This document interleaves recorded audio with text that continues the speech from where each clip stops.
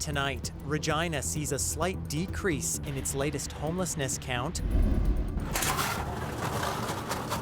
Fast food chains drop prices as Canadians dine out less.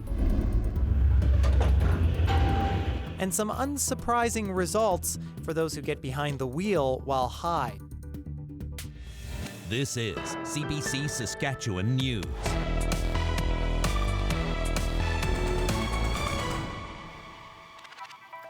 It is Wednesday, January 14th, and the CBC Saskatchewan News starts right now. I'm Ethan Williams. Thank you for joining us. A point-in-time count conducted by volunteers in Regina has found the number of people experiencing homelessness in the city is down. But advocates say they're skeptical of those statistics. Laura Sharpaletti has our top story. Namarin Housing Corporation's point-in-time homeless count was conducted over one night last October in Regina. The estimated number of people experiencing homelessness is 767, down from 824 the year prior. This was just a snapshot of what was happening in that particular evening in Regina.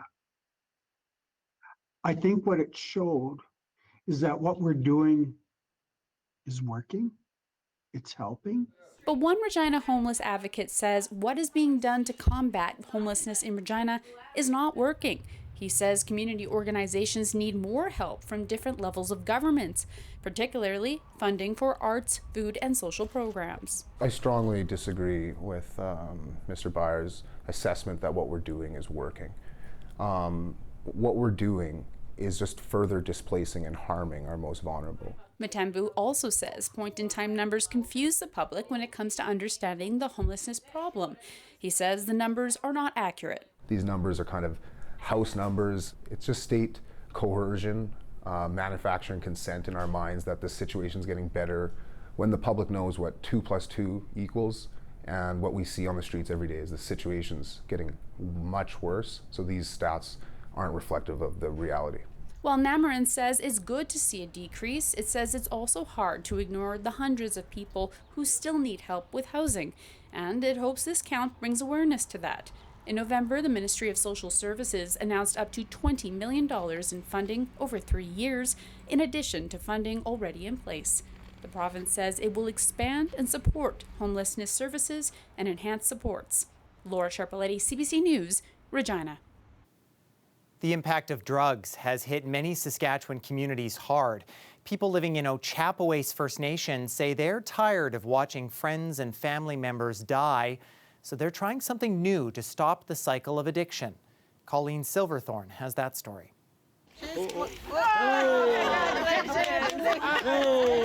A moment to celebrate after what's been a tough year for Ochapowace First Nation. Its chief says a number of people have died, some from their addictions.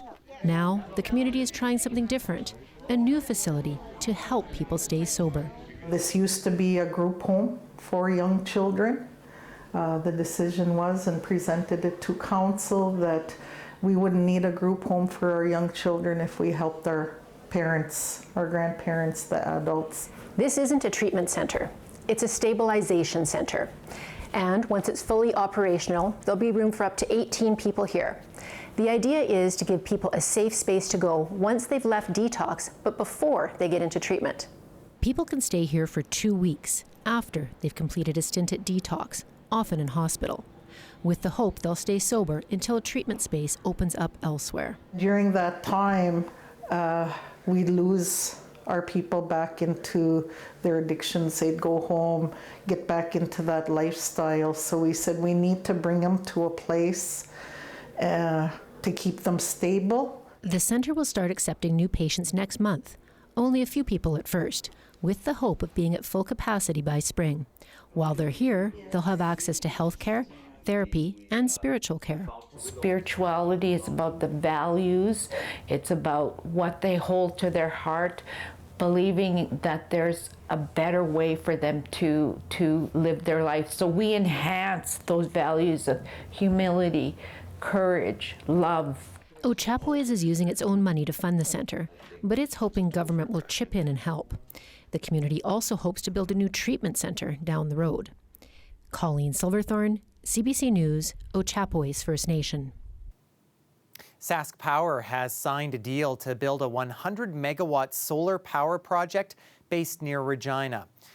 The project is in collaboration with Mino Gizis Solar Limited. It will be owned and operated by 2 Indigenous companies.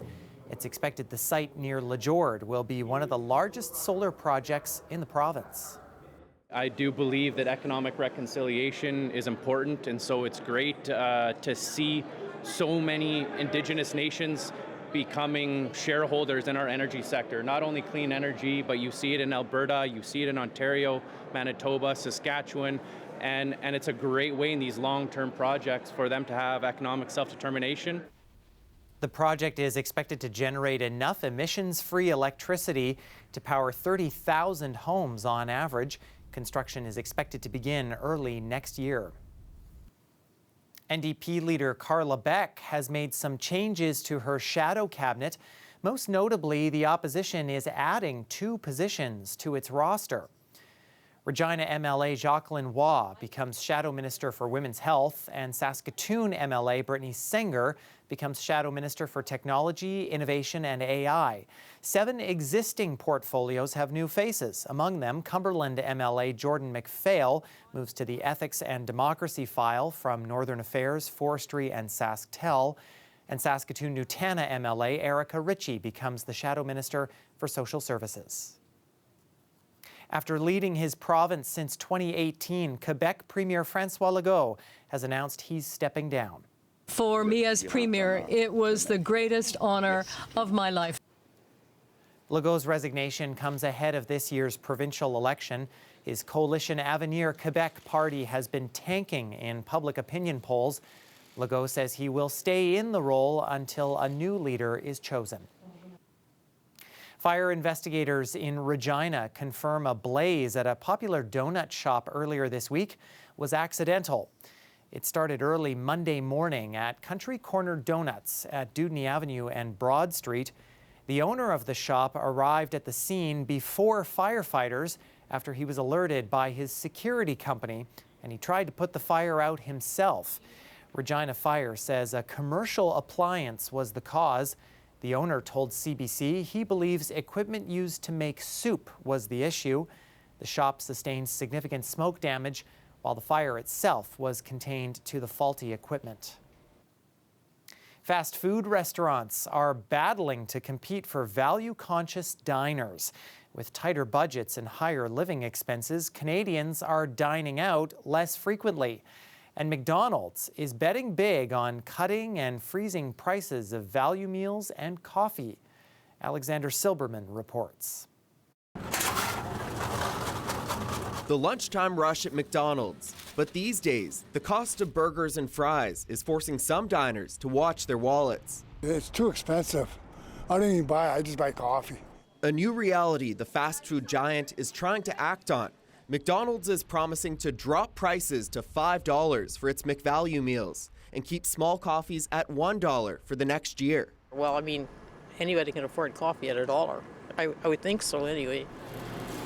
As food prices increase, even fast food is continuing to get more expensive.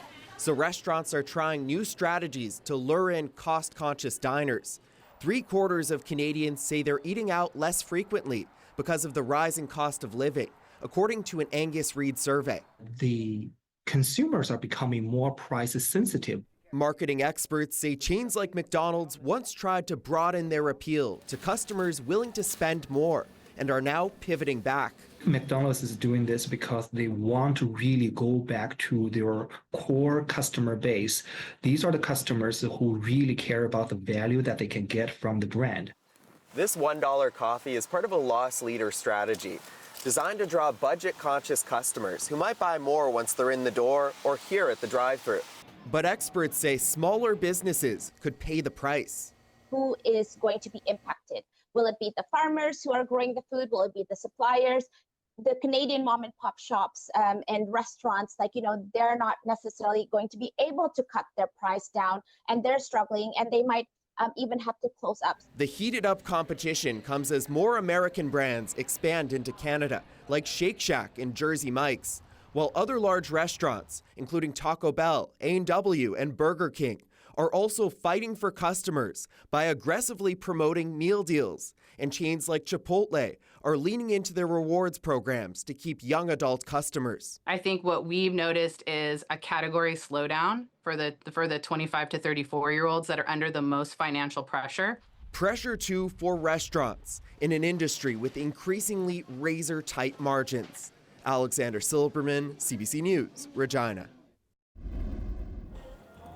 Well, the outdoor rinks are getting quite a bit of use these days in Saskatoon, although in some places the rinks are likely melting with how warm it's been.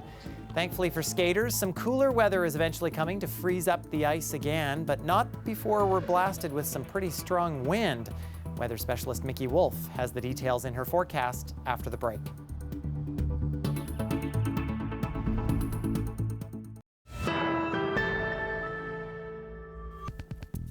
Welcome back. Prime Minister Mark Carney has arrived in China, kicking off a critically important trade mission. It's been years of diplomatic tensions with Beijing, and now the PM and a team of Canadian officials are hoping to revive Canada's relationship with the country, especially as our trade war with the U.S. drags on. Ashley Burke is traveling with the Canadian delegation. Mark Carney is here in Beijing, marking the first time that a Canadian Prime Minister has stepped foot in China in nearly a decade on an official visit. Both Beijing and Ottawa are trying to reset relations. Carney was met at the airport by Chinese officials, by Canada's ambassador to China. We also saw some Canadian flags hanging in the streets here. Now, this visit comes less than a year after Carney said that he believes the biggest threat to Canada's security is China. A public inquiry also concluded and warned that China is the most active perpetrator of foreign interference in Canada. Now, the Foreign Affairs Minister, Anita Anand, is here. She is traveling with the Prime Minister and is part of the delegation. She was asked if she still believes that China is a global disruptive power. This is a new government with a new Prime Minister, a new foreign policy, and a new geopolitical environment. In this moment of economic stress for our country, it is necessary for us to diversify our trading partners and to grow non-U.S. trade by at least 50% over the next 10 years. Part of the government's plan to diversify trade is to try and export more petroleum and liquefied natural gas to markets in Asia, including China. We are told that's something that is going to be discussed here during Carney's 2 days of talks. He'll be speaking to China's president and a series of other officials while here. The government is also facing pressure to get some sort of relief for Canada's agriculture sector, which is being hit by Chinese tariffs, including canola products. A Canadian official says that they are hoping to make progress, that there are active conversations, but they don't believe that during this visit they can get a complete elimination of those tariffs. Carney's meetings start on Thursday. Ashley Burke, CBC News, Beijing.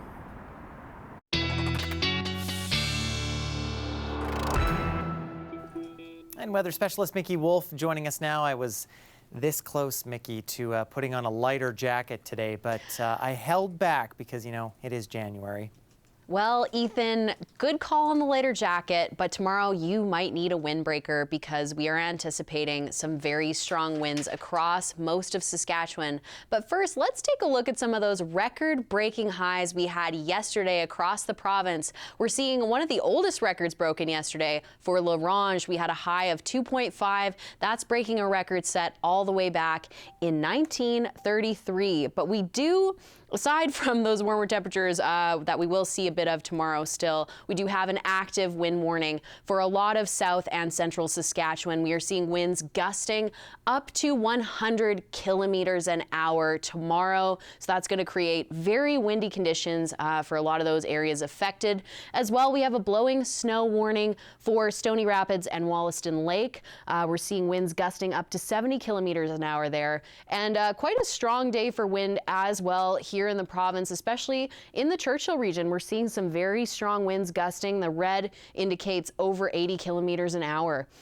Now, taking a look at our highs today, it was a warm one, especially for Maple Creek. Again, potentially setting another record. We'll have to see how things shake out tomorrow. But let's get into the next few days. We're seeing that low pressure system making its way out of the province. That is going to bring some flurries with it tomorrow throughout. And then as we get into the late evening, that's when the winds will taper down into Friday morning as that high pressure system moves through the province. Then we will see a little bit of snow on the tail of that. But let's take a look at these winds in a little bit more detail. So we're seeing overnight tonight and into tomorrow morning those gusts building. Then as we get into the afternoon, we will see those winds gusting potentially up to 100 kilometers an hour. And we are seeing some very strong sustained winds as well. As for snow, we're not seeing too much for south and central over the next few days, but we will see quite a bit up in the far north. And we'll just take a look at those numbers here quickly for the south and central. So just up to 4 centimeters tomorrow potentially for Hudson Bay and scattered flurries throughout. Now we've got 2 windy days for Regina ahead of us. We're seeing again that wind warning day tomorrow, and then Friday that could be coupled with some flurries. So we'll keep an eye on that. And then things are going to start to cool down into next week. And we're also seeing those cooler temperatures start to reappear for Saskatoon. Tomorrow, though, we're keeping an eye on that windy day. So, Ethan, I know I'll be definitely tying my hair up and bracing myself for those strong winds tomorrow. Yeah, well, at least the strong winds aren't coming when it's minus 30 and it's +1 instead. That's a fair point, Ethan. That's a fair point. Okay, thank you, Mickey. Thank you. Well, dozens of people in Saskatoon have been getting high and driving in the name of science. Don't worry, it's been happening inside a driving simulator. The research shows what happens when you consume cannabis edibles, then get behind the wheel. And Jeremy Warren has more on the results that aren't exactly a surprise. The results are in. Edible cannabis impairs young drivers. Maybe not surprising, but there's been little evidence to prove it until now. Last year, an experiment at the University of Saskatchewan's Driving Research and Simulation Laboratory set out to test high drivers. 50 people aged 19 to 30 ate a weed gummy with 10 milligrams of THC and were strapped into the lab's driving simulator. Then they were tested for driving skills, from reaction time to speed control to lane changes. It was in the population of younger drivers who tend to have more risk-taking behaviors and, sometimes feeling like they can't get in an accident and, being invincible. The study examined when the driver's abilities are most compromised. The results indicate a significant drop in cognitive ability right after consuming a weed gummy. After an hour and a half, 30% of drivers were involved in a crash. At 2.5 hours, that jumps to 44%. And by the 4-hour mark, 58% of the drivers crash. We saw actually even just crashes on a single highway, just not being able to maintain the lane and crashing right into a truck. So, sometimes we don't even need a prompt to see the accident. It's just their ability to handle the vehicle that's impaired. The Canadian Automobile Association funded the study. Its research shows edibles are more popular than ever, especially among youth.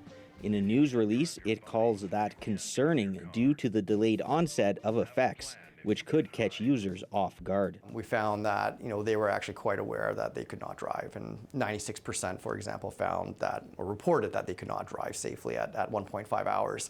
So that is actually a good thing. We're quite happy to see that, because if they're aware they can't drive, they're probably less likely to do it. The study has been submitted for peer review. Crizzle says next up, the lab wants to look at the driving performance of chronic cannabis consumers. Jeremy Warren, CBC News, Saskatoon. Well, check out this dazzling video. An astronaut on board the International Space Station captured the Aurora borealis. And of course, as you can see, the vibrant colors shimmered and shined above the planet. Also known as the Northern Lights, of course, the aurora is a natural electrical phenomenon caused by charged particles from the sun interacting with atoms in Earth's atmosphere. Stay with us. We have more news and a final look at the forecast when we come back.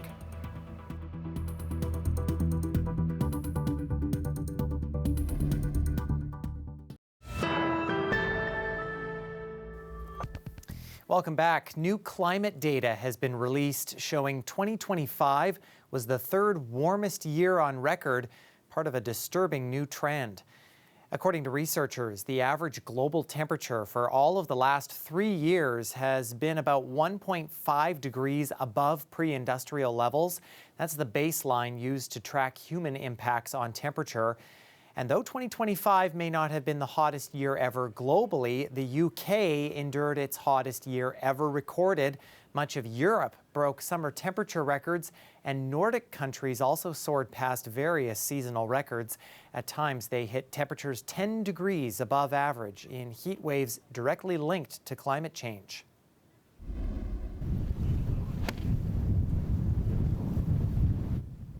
Well, that warming trend appears to be continuing in Nova Scotia. The mild weather there has some golfers hitting the links. The Indian Lake Golf Course says it was at full capacity earlier this week, and those golfers are hoping for more mild temperatures so they can partake in a few more rounds throughout the winter.